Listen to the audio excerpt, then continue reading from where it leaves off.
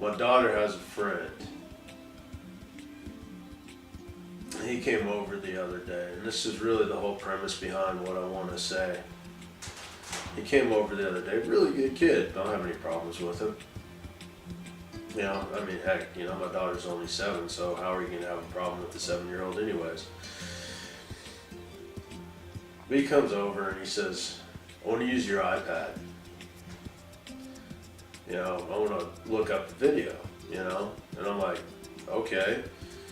So fortunately, I'm sitting there and I'm thinking, 7-year-old kids, letting them look up videos, you know, on iPad, probably not the greatest thing in the world to do. Be a responsible parent, do the right thing. So I asked him, I said, so what is it? What do you want to look up? And he said, I want to look up something called 5 Freaky Nights. And I was like, okay, well maybe it's one of those spoof things, right? You know, they're not meant to be taken seriously, they're funny. So, look it up, and I gotta tell you, I was a little bit shocked. I wasn't a little bit shocked, I was really shocked. You know, saying, oh, the world's scariest video game. You know, it's got these ugly demon faces all over the front of it, you know, zombie, all kinds of this type of stuff. You know, and I grew up with this. Not to the extent that we have it now, because now it's mainstream. Back when I grew up with it, it was just, you know, it was kind of maybe hidden a little bit more. You know, you had to be a little bit more of an adult, you know, to be able to look at it. Now, it's out there, it's in your face. Everything is always in your face, all the time. You know, like I've said in the past, nowadays we've got everything turned around, we've got everything wrong, right? Light has taken over darkness, and darkness has taken over light. But light should take over darkness. The way we look at it is we say good things are evil and evil things are good. One day I'm going to talk a little bit more maybe about, you know, how is a government system it works. Let's put that aside for the second. Let's talk about, you know, I was talking with a friend of mine, you know, the other day about it. I said, the world is devolving. People are devolving. Right? If I want to watch, sit here and watch somebody jump off of a 10-story building, you know, and may even hurt themselves, you know what? I think that's actually kind of funny. Actually, not kind of funny. I think it's very funny, actually. But this is the whole problem, and I'm a perpetuator of it myself. Because I think it's funny. But the fact of the matter is, smart people don't do stuff like that. Dumb people do stuff like that. What, do you want to get 1 million hits on YouTube and you're going to injure and maim yourself for the rest of your life? Look at this in context. Like I said, everything nowadays, you know, when God is in control, He speaks throughout the Proverbs of the Bible and the Psalms of the Bible about wisdom, about the prudent man. He describes wisdom as a person, as an entity, as a being that comes and helps us see what is wise and what is right.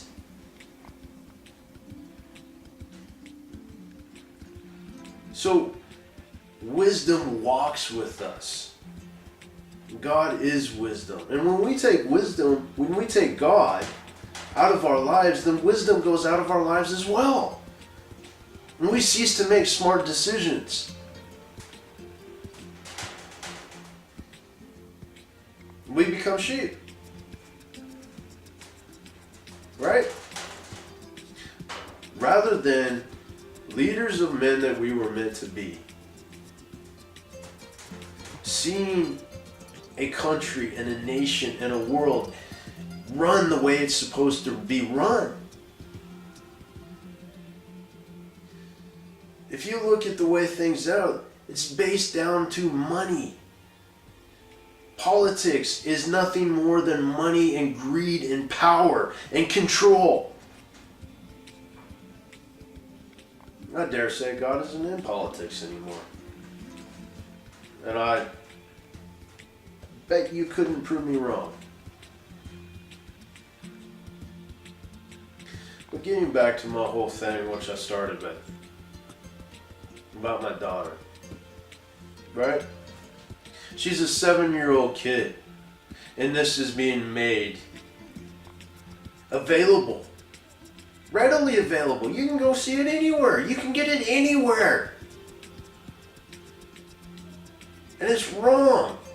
It's always been wrong. It always will be wrong. When did we start thinking that this stuff is fun and cool? Her friend goes, well, I have nightmares at night. My kids wanting to be cool. They say, oh yeah, I do every now and then as well, even though they don't. Because there's a spiritual dynamic here at play. How I believe, how my wife believes, the way that we see things, the way that we run our home, the spirit that we invite into our home versus that.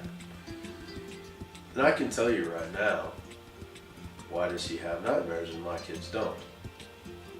Because he opens the door to these type of things. Look around you, people.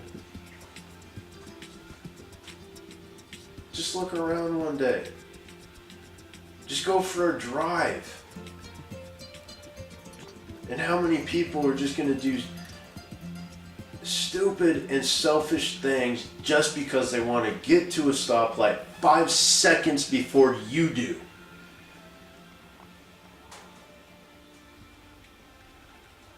Think about what happens in the Middle East. Think about what happens in Russia. Think about what happens in our own backyards. The anger, the fighting. You can go down the list. You can go down, you can say child molestation, rape, murder, theft. All of these type of things you can look at. You can say they're becoming more and more prevalent. Our prison system is more packed than it has ever been in history. Almost like we're going to need another continent that we can just go send all the prisoners to again. Like the English tried to do with Australia. Look how well that worked out for them, right?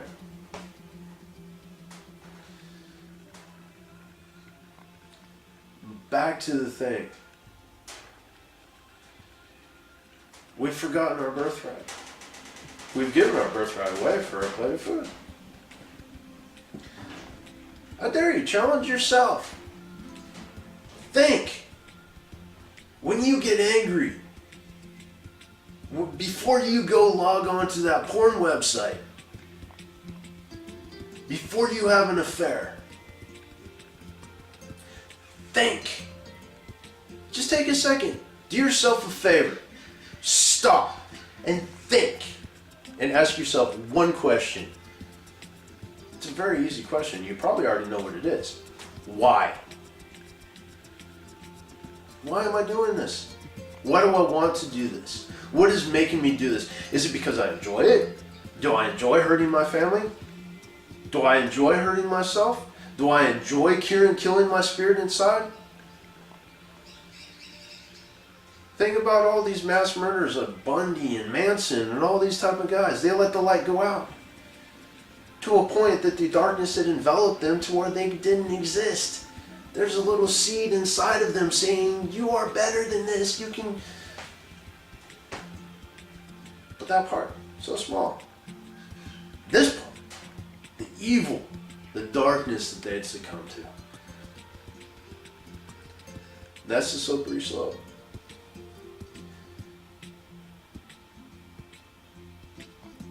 Everything the way that I see it nowadays, from where I sit and stand, I say this has to be. How could possibly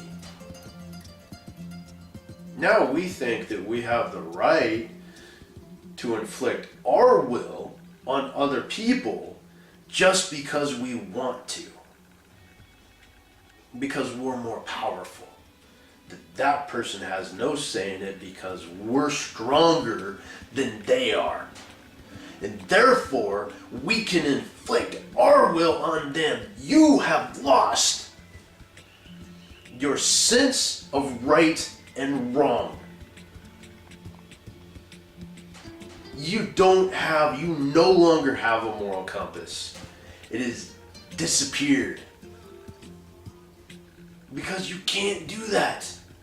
We are individuals, we have individual choice. And okay, fine, you sit there and say, well, we have individual choice. They choose to inflict. Now, what I'm saying is if you look back into the days before Noah,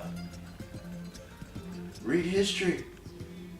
It was an evil time. People were doing unspeakable things to each other, to the land, to the inhabitants of the land. And by that I mean the animals of the land, the trees, the plants, everything of the land. It all works together.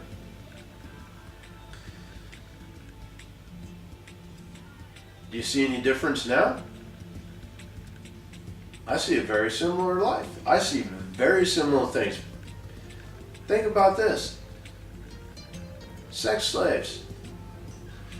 How does that even happen? How do we think that it's okay for that to happen? That we're justified in allowing that to happen? That we can sit here and not speak out against it and think that it'll just go away, or that because it doesn't affect you, then it doesn't matter. You're wrong.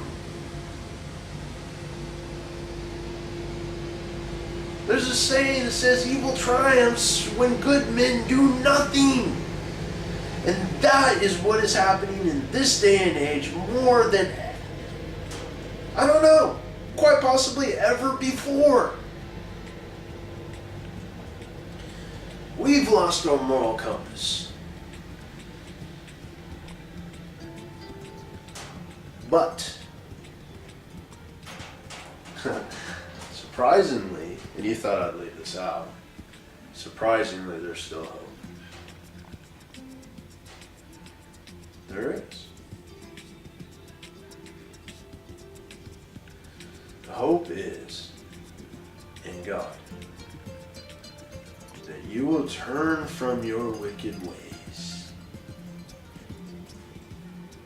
and come back to Him. Come back to relationship with Him, to worship Him, to see Him. And it's to not just accept salvation as it is, but to move on and to move past that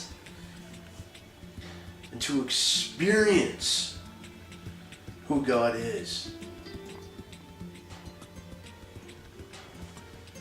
It's not an easy walk because we face the darkness and the wrath of the world upon that mentality and upon that way of thinking. In America right now, you can't even say bless you or God bless you in school if somebody sneezes.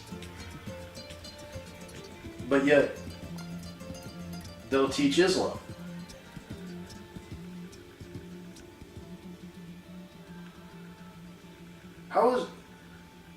Where are we anymore? I'll tell you where we are.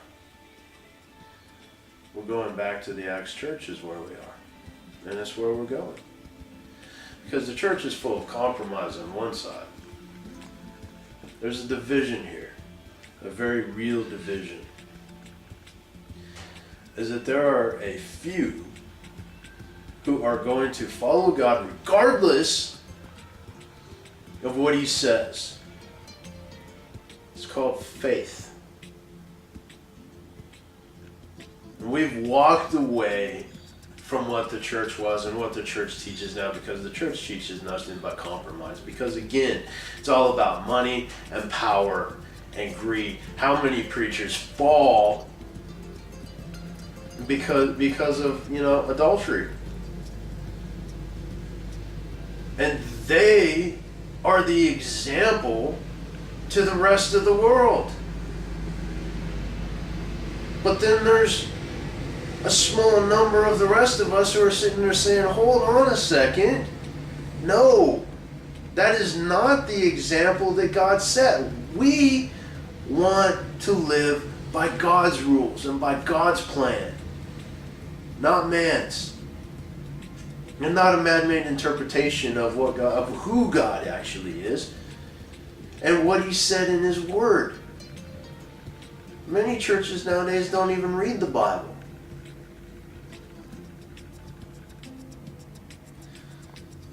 I believe that this is your come out of Babylon moment. And turn your eyes and turn your heart back to God.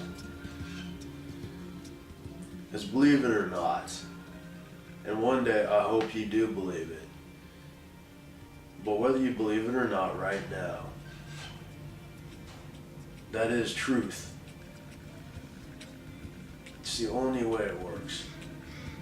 I've seen it for myself, and I've lived both sides of the fences a lot, right? Until God finally came to, said, stripped all of the religion, stripped all of that other all of that other stuff, stripped it all away, to bring it back to just God. And when He does that, that's a pretty powerful and pretty amazing thing. Because then you start to see truth. You don't start to see interpretation, you actually start to see truth. And from that point on, it's just depths of truth. But it's also very difficult because with truth, you're confronted with who you really are. And God has a lot of work to help bring you back into who you need to be. It's a journey, people. It's not a destination, it's a journey. We don't just automatically wake up one day and say, hey, we've arrived, we're good, don't need to do anything else. Salvation, yay. Doesn't work that way, people. That's the beginning.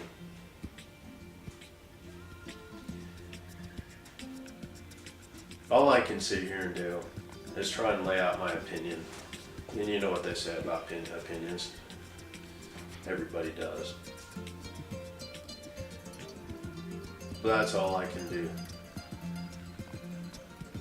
Is just try and share with you a little bit about my walk, where I've come from, and what I understand and what I've seen. I don't expect anybody else out there to walk the same path that I have, because we are all individuals and we all walk a separate path. And God treats every single one of us differently, and that's okay. May I encourage you. Read His Word and get down on your hands and knees and ask for His forgiveness and ask that He teach you and bring you back to truth. It's the only way it works. I know that from experience.